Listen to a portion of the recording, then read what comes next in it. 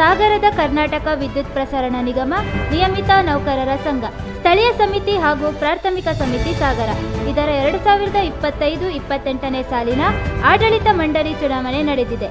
ಸ್ಥಳೀಯ ಸಮಿತಿಯಿಂದ ಒಟ್ಟು 36 ಅಭ್ಯರ್ಥಿಗಳು ಕಣಕ್ಕಿಳಿದಿದ್ದಾರೆ.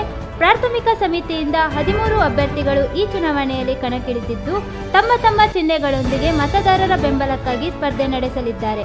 ಕೇಂದ್ರ ಸಮಿತಿಯ ಸದಸ್ಯರು ದುರ್ಗಪ್ಪರವರು ಸಾಗರ ನಮ್ಮ ವಾಹಿನಿಯೊಂದಿಗೆ ಮಾಹಿತಿಯನ್ನು ಹಂಚಿಕೊಂಡಿದ್ದಾರೆ.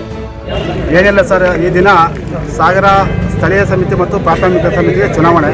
ಈ ಚುನಾವಣೆಯಲ್ಲಿ ಒಂದು ಸ್ಥಳೀಯ ಸಮಿತಿಗೆ 18 ಜನ ಅಭ್ಯರ್ಥಿಗಳನ್ನ ಆಯ್ಕೆ ಮಾಡಬೇಕು. ಅದರಲ್ಲಿ 36 ಜನ ಅಭ್ಯರ್ಥಿಗಳು ಸ್ಪರ್ಧಿಸ್ತಾರೆ. ಅದೇ ರೀತಿಯಲ್ಲಿ ಪ್ರಾಥಮಿಕ ಸಮಿತಿಗೆ 7 ಜನ ಆಯ್ಕೆ ಆಗಬೇಕು. ಅದಕ್ಕೂ ಸಹ 14 ಜನ ಅಭ್ಯರ್ಥಿಗಳು ಆಯ್ಕೆ ಮಾಡ್ತಾರೆ. ಅವೆಲ್ಲ ನೌಕರರು ನನ್ನ ನೌಕರರೇ. ಯಾವುದೋ ಒಂದು ಇದರಲ್ಲಿ ಇವತ್ತು ಈ ಒಂದು ಚುನಾವಣೆ ಹೋಗಿದ್ದಾರೆ. ಆ ನಂತರದ ಮುಂದಿನ ದಿನದಲ್ಲಿ ಅವ್ರು ಗೆದ್ದವರೆಲ್ಲ ನನ್ನ ನೌಕರರ ಮುಂದಿನ ದಿನದಲ್ಲಿ ನನ್ನ ಅಭ್ಯರ್ಥಿಗಳೇ.